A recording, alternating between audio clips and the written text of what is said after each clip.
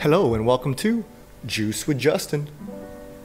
Periodization doesn't work. What is periodization? It's the systematic planning and execution of a long-term athletic fitness training goal. Simply put, it's setting a goal, trying to find a proven way and method to get there, and implementing it over a certain period of time. Let me lead with, most goals worth achieving do take time and there's no quick fixes. You can break down periodization using 3 time segments. You'd have the macro, which is the long-term view, meso, the medium, and micro, the short-term. Let's use the following goal as an example. Putting on 10 pounds of muscle in 6 months. Very achievable. In order to do so, we're going to use a linear progression model. Essentially what that means is we're going to increase load and volume over time. If you've lifted weights, this is your standard like Arnold Schwarzenegger bodybuilding type program. 3 sets of 10, increasing the volume, 4 sets of 10, reps, weights, etc., etc. Within that specific periodization goal, the macro time frame would be 6 months. The meso would be the training blocks in between. So maybe 4 to 6 week training blocks.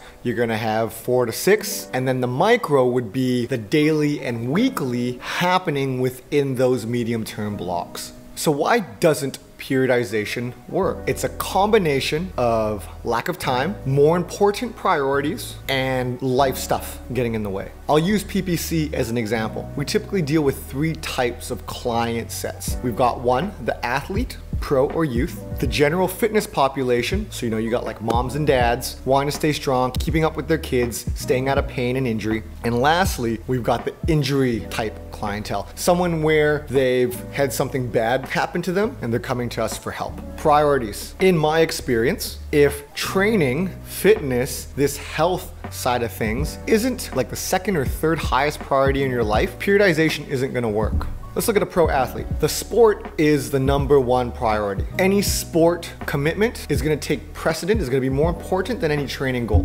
And especially in this region, if I've got a basketball player coming in to play in the ABL, they'll do a season, 4, 5, 6 months, and then a few weeks after, they'll go play somewhere else. This athlete doesn't have an off season, and they've got to stay as best physically ready for the games at hand. The thing that they're gonna get paid for, that's the priority. So with someone like that, we just don't have the time and it being enough a priority to make periodization work. If you got a youth athlete, these days, sports are run year-round, both in school and privately. On top of that, they're teenagers. They've got school stresses, applying to universities, IB programs, keeping up with the Joneses, trying to balance that with a social life, peer pressure, figuring out who they are. Then imagine throwing like a girlfriend or a boyfriend in the equation.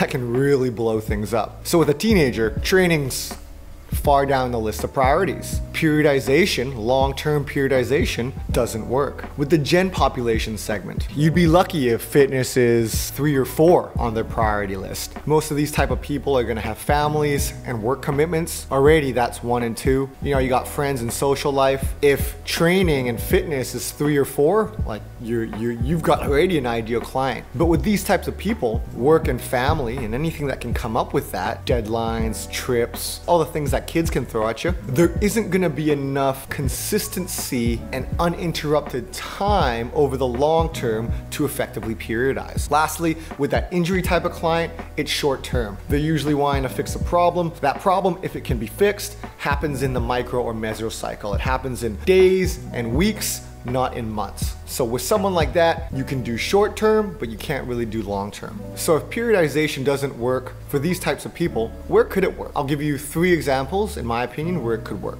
Pro athletes that have long off seasons. The best one would be Olympians. Their goals are 4 years out. That's the ideal periodization athlete person right there. Secondly, you could talk about track athletes where maybe they have meets every 3-4 months. Anywhere where you would have a long off season. The second type of person that would work for would be someone that suffers a serious injury.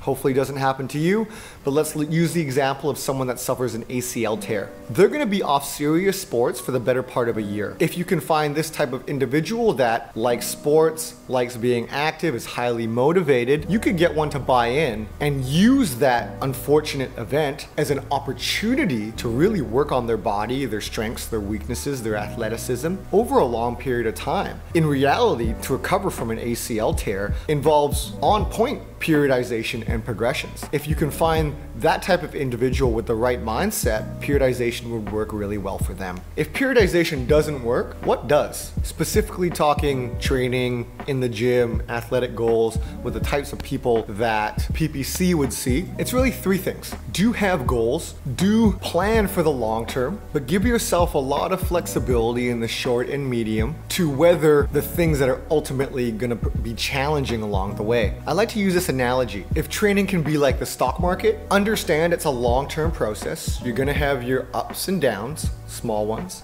and big ones. Take comfort in the fact that as long as you follow the plan, you're gonna be moving up. Don't get too emotional when you get those big dips. Conversely, don't get too confident and cocky when you get those good runs. And over time, you'll be trending in the right direction. With that, you need two things. You need consistency. You gotta show up well over a long period of time. If you look at the general population segment as an example, one of the best things that they can do is literally show up, like work out 2-3 times a week for 52 weeks for a year. That's 100 to 150 sessions. So you can get into all the little minutiae about how you wanna program and periodize, but if you're doing good stuff over 100 to 150 sessions, you're gonna be in a good place 1 year later. If you have bumps in the road, you have to miss a session because of a work deadline, you miss a session because your girlfriend broke up with you and you're all going nuts in the head, or you have to take like a month vacation, well, you're still gonna be, 90 to 130 sessions in, and if you do good stuff over the course of time, you're gonna be ahead. That stock market is gonna go up. This goes into my second point, which is equally important, is do good stuff. For example, PPC pillars. If you're strength training, if you're doing full body movements, if you're pushing, squatting, hinging, and pulling, if you're doing trunk work, if you're doing athletic things, if you're doing it well, consistently, over time, you're gonna be trending up. To wrap it all up, periodization doesn't work for most people. What does work? PPC pillars consistently over a long period of time. Look at training like the stock market. It's always gonna go up. You're gonna have your ups and downs. Weather those ups and downs correctly. Cut yourself some slack in the short term. If you're being consistent, the short term isn't going to affect you too much over the long run. Thank you for joining this episode of Juice with Justin.